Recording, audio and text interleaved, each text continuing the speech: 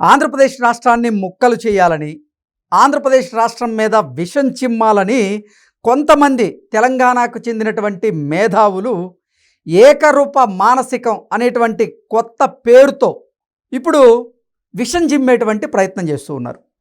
ఇంతకీ ఏకరూప మానసికం అనేటువంటి సరికొత్త పేరుతో ఆంధ్రప్రదేశ్ మీద విషం చిమ్ముతున్నటువంటి ఆ కొంతమంది తెలంగాణకు చెందినటువంటి మేధావులు ఎవరు? ఇంతకీ వారు కనిపెట్టినటువంటి ఏకరూప మానసికం అనేటువంటి పేరుకి అర్థం ఏంటి అనేది ఒకసారి మనం పూర్తి స్థాయిలో విశ్లేషణ చేసుకుందాం. ప్రస్తుతం మనతో పాటున్నారు ప్రముఖ రాజకీయ విశ్లేషకులు, ప్రముఖ సీనియర్ జర్నలిస్ట్ సిఎస్ రావు గారు. వారితో మాట్లాడదాం. సార్ నమస్తే. సార్ నమస్తే. వారు కనిపెట్టినటువంటి ఏకరూప మానసికం అనేటువంటి పేరుకి అర్థం ఏంటి? అసలు ఈ అంశం మీద మీ విశ్లేషణ ఏంటి సార్?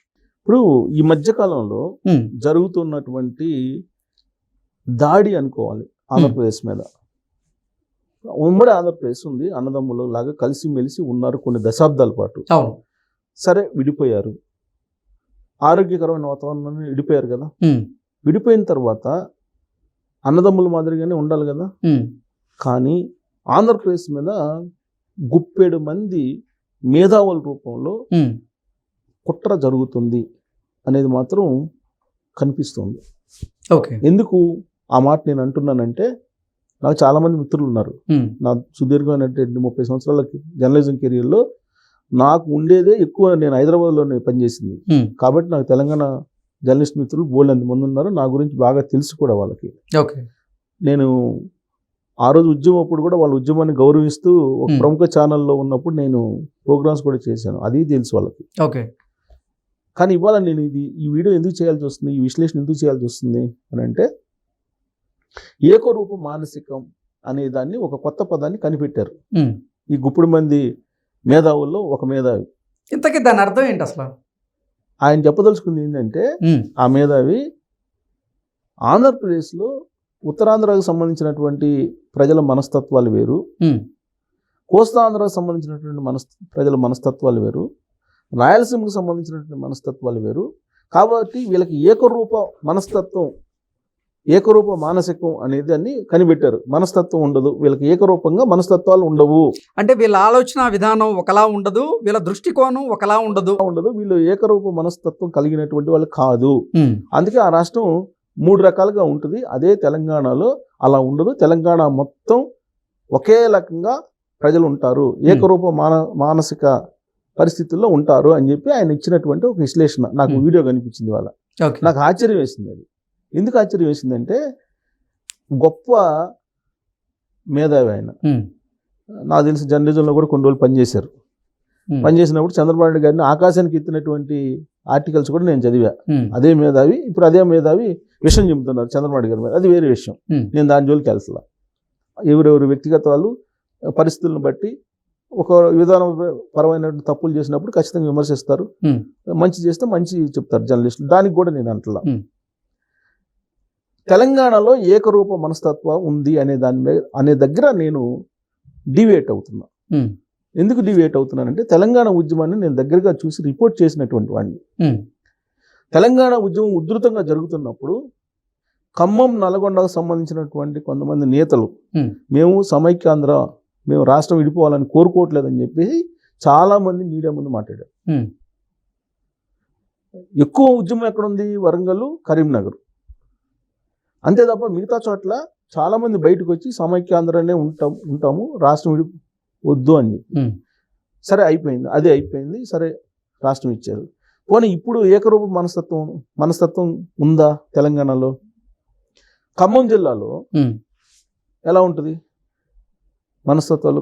ఖమ్మం జిల్లాకు సంబంధించినటువంటిది. నల్గొండది ఎలా ఉంటుంది? పోనీ గ్రేటర్ హైదరాబాద్ ఎలా ఉంటుంది? వరంగల్ ఎలా ఉంటుంది? వరంగల్ ఎలా ఉంటుంది? కరీంనగర్ ఎలా ఉంటుంది? లేదంటే ఆదిలాబాద్ ఎలా ఉంటుంది? సరే, మనస్తత్వాలు తీసేయండి. ఇప్పుడు మానసిక పరిస్థితులు అంటారా? మానసిక పరిస్థితులు అదే చెప్పేది. ఇప్పుడు సటైరిక్ అంటుంటారు. ఇప్పుడు ఆంధ్రప్రదేశ్లో గుంటూరు అనగానే గుంటూరుడా అమ్మో అని అంటుంటారు, కృష్ణా అనగానే కృష్ణా అమ్మో అంటుంటారు. అదొక రకమైన ఏదో వస్తుంటుంది. సరే, దానికి కారణాలు వేరే ఉండొచ్చు. అలానే ఇక్కడ తెలంగాణకు వచ్చేటప్పుడు కరీంనగర్ అనగానే గుంటూరు అని చూసినట్టు చూస్తారు. ఓకే.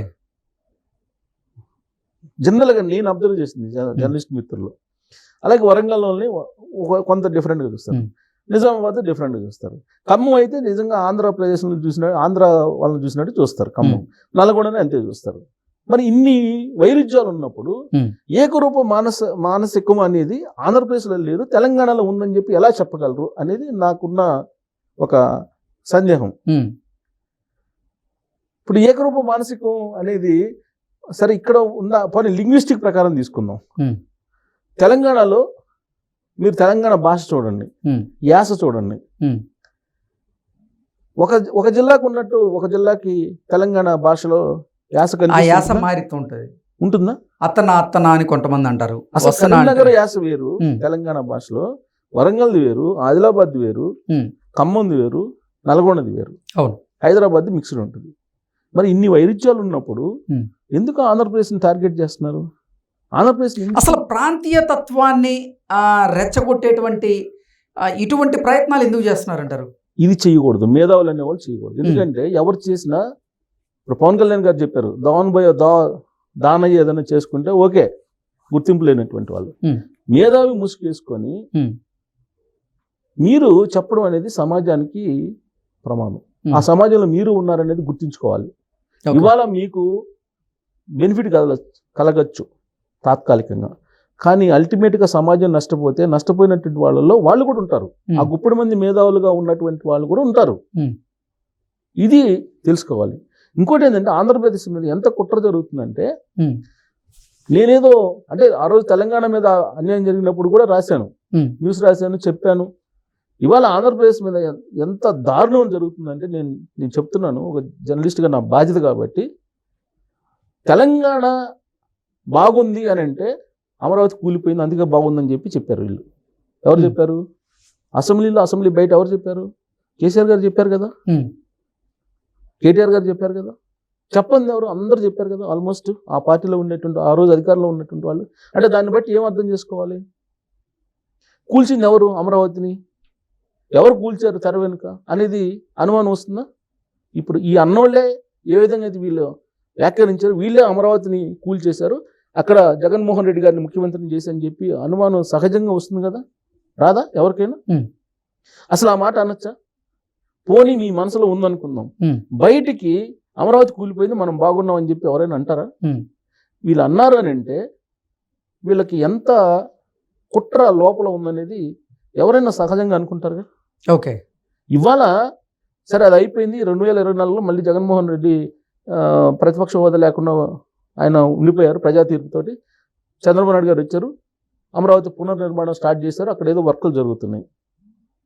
ఇప్పుడు ఈ మధ్య కాలంలో మీరు అబ్జర్వ్ చేస్తే చంద్రబాబు నాయుడు గారి శిష్యుడు రేవంత్ రెడ్డి గారు ఈయనేం చేయట్లేదు, అక్కడ ఆయన పరుగులు పెట్టిస్తున్నాడు అభివృద్ధిని అని చెప్పి మళ్ళీ అమరావతి కూలిపోయింది మనం బాగున్నాం అని చెప్పి ఏదైతే చెప్పారో వాళ్ళే మొదలుపెట్టారు మళ్ళీ. ఇప్పుడు ఓకే, మొదలుపెట్టి మొత్తం అక్కడ గందరగోళం చేయాలి రాజకీయ పరంగా అనేది.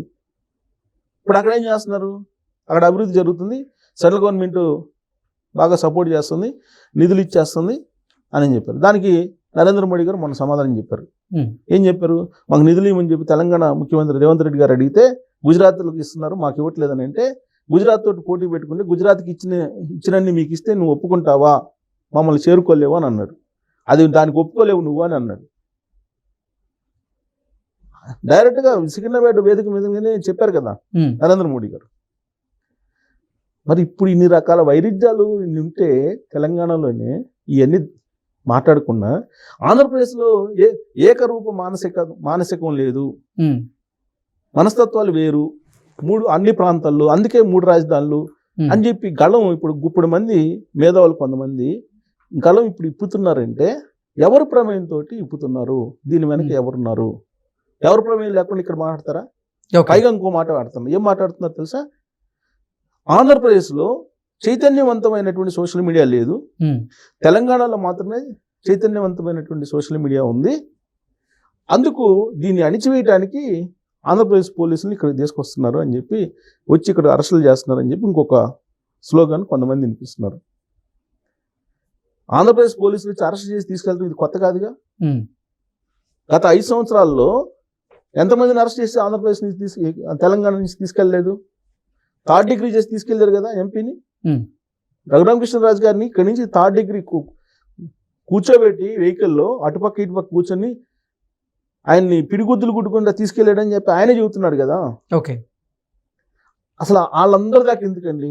నా ఇంటికి పోలీసులు వచ్చారు కదా, నేనేం చేశానని వచ్చారు? నా ఇంటికి పోలీసులు వచ్చారు కదా, ఆంధ్ర పోలీసులు. మరి ఎలా వచ్చారు? ఎట్టొచ్చారు? నేనేం చేశాము? ఏం చేయలేదు కదా, ఎందుకు వచ్చారు? మరి ఆ రోజు తెలంగాణలోకి ఎంటర్ అయినప్పుడు ఎందుకు మాట్లాడలేదు మీరందరూ? ఆంధ్ర పోలీసులు ఇక్కడ ఏం పని అని చెప్పి ఆ రోజు ఎందుకు మాట్లాడలేదు? ఇప్పుడు మాట్లాడుతున్నారు కదా, ఎందుకు మాట్లాడలేదు? సో కాబట్టి ఒక జర్నలిస్టు లేదంటే ఒక మేధావి వర్గానికి సంబంధించినటువంటి వాళ్ళు ఓవరాల్గా బ్రాడ్గా ఆలోచించాలి సమాజం గురించి. అంతే తప్ప కుంచిత భావం ఎలా ఉంటుందంటే జనరల్గా మనస్తత్వం, నేను చెప్పేది వీళ్ళ గురించి అని కాదు, జనరల్గా చెప్తున్నాను. మనస్తత్వం జనరల్గా మనుషుల మనస్తత్వం ఎలా ఉంటుందంటే, అనిల్ అంబానీ, ముఖేష్ అంబానీ లేదంటే నీరవ్ మోడీ వీళ్ళందరూ దోచుకోకపోయినా మనం ఏం పెద్ద బాధపడం. మన ఇంటి పక్కన మన తమ్ముడో అన్నో లేకపోతే మన బంధువో దగ్గర బంధువో సంపాదిస్తే వీడికి ఎట్టొచ్చింది డబ్బులు అని చెప్పి ఈర్ష్యపడుతుంటారు. ఓకే, గ్రామాల్లో నివసించే వాళ్ళకి తెలిసింది ఈ వేరియేషన్ ప్రత్యేకించి. తర్వాత గ్రామాల్లో తూర్పు బజారు, పడమర బజారు, ఉత్తర బజారు, దక్షిణ బజారు అని అనుకుంటుంటారు. ఏదైనా గొడవ జరిగితే ఉత్తర బజారు వచ్చి కొట్టాడని, అంటే ఆ గ్రామాల్లో కూడా ఉత్తర బజారు, తూర్పు బజారు అనేది వేరియేషన్ ఉంటుంది. అలాగే జిల్లాలకు వచ్చేటప్పుడు ఆ జిల్లా కూడా ఈ జిల్లా కూడా అంటారు, మండలాలకు వచ్చేటప్పుడు ఆ మండలం కూడా ఈ మండలం కూడా అంటుంటారు, రాష్ట్రానికి వచ్చేటప్పటికి ఆ రాష్ట్రం కూడా ఈ రాష్ట్రం కూడా అంటుంటారు. అది నేరో మైండ్ తోటి ఆలోచించేటువంటి మనస్తత్వాలు అవి. ఓకే, నేను చెప్పాను కదా, ఇంట్లో కూడా నేను చెప్పాను కదా, స్ట్రీట్ ఊళ్ళో ఉండేటువంటి ఉత్తర బజారు, తూర్పు బజారు వాళ్ళు వచ్చారు, ఉత్తర బజార్లో వచ్చారు, ఎట్టొస్తారు అని గొడవలు పడిన సందర్భాలు చాలా ఉన్నాయి ఒక ఊర్లోనే. సో ఇన్ని వేరియేషన్స్ ఉంటాయి సమాజంలో. ఇవన్నీ వాళ్ళకి తెలియక కాదు, నాకు తెలిసి వాళ్ళకి తెలియక కాదు, కాకపోతే బ్రాడ్గా ఆలోచించలేనటువంటి పరిస్థితి, లేదంటే హిడెన్ అజెండా ఏదన్నా ఉండాలి. ఓకే, లేదంటే ఆంధ్రప్రదేశ్ ఏం చేసిందని మీకు ఆడ మనస్తత్వాలని, మరి అందరూ కలిసే ఉన్నారు కదా అక్కడ. ఉత్తరాంధ్రలో డెవలప్ జరుగుతుంది, కోస్తాంధ్రలో డెవలప్ జరుగుతుంది, రాయలసీమలో డెవలప్ జరుగుతుంది. రాయలసీమలో ఇవాళ హార్టికల్చర్ హబ్గా మారింది. కుప్పానికి నీళ్ళు తీసుకెళ్లారు. మరి డెవలప్మెంట్ అంత జరుగుతుంది. ఒకప్పుడు 3 లక్షలు 4 లక్షలు ఉండేది, ఇవాళ 30 లక్షలు 40 లక్షలు అయ్యింది అక్కడ రాయలసీమలో. అందరు కలిసి ఉంటున్నారు కదా, అక్కడేం కొట్టుకోవట్లేదుగా. 3 ప్రాంతాలలో 3 ప్రాంతాలలో కొట్టుకోలే, ఉద్యమాలు చేయలేదుగా. ఇంకా ఇక్కడే ఉత్తర తెలంగాణ, దక్షిణ తెలంగాణ అని వేరియేషన్ వచ్చింది ఈ మధ్యకాలంలో. ఉత్తర దక్షిణ తెలంగాణలో అని చెప్పి వేరియేషన్ వచ్చింది కదా, వినిపిస్తుంది కదా ఇప్పుడు. అనేక సందర్భాల్లో లీడర్సే మాట్లాడుతున్నారు కదా, మా దక్షిణ తెలంగాణకి వచ్చింది అని. సో కాబట్టి నేను చెప్పేది, నేనే గొప్పవాడిని కాదు, కొంచెం బ్రాడ్గా ఆలోచించాలి. బ్రాడ్గా ఆలోచించి మనం మేధావులు అనేటువంటి ఒక ముసుగేసుకొని నేరోగా ఆలోచిస్తే అది ప్రమాదం, చాలా ప్రమాదం సమాజానికి. ఆ సమాజంలో నువ్వు కూడా ఉన్నావు అనే సంగతి గుర్తుపెట్టుకోవాలి ఓకే, ఆ మేధావి అనే వాళ్ళు. Okay sir, thank you.